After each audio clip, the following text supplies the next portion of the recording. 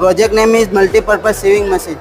આ પ્રોજેક્ટમાં આપણા હાર્ડવર્કના બદલે સ્માર્ટ વર્કનો ઉપયોગ કરીને આ પ્રોજેક્ટ આપણે બનાવી શકાય છે. આ પ્રોજેક્ટને આપણે થોડી ઓછી જગ્યામાં રાખી ઓછો પાવર સપ્લાય કરી અને વધુ કામ મેળવી શકાય છે.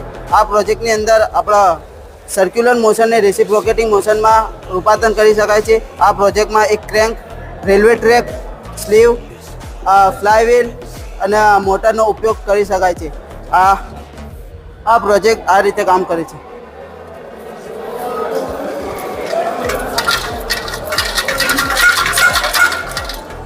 આ પ્રોજેક્ટની અંદર આપણા અનાજમાંથી જે કચરો નીકાળવાનો હોય એ કચરો નીકાળી શકાય છે.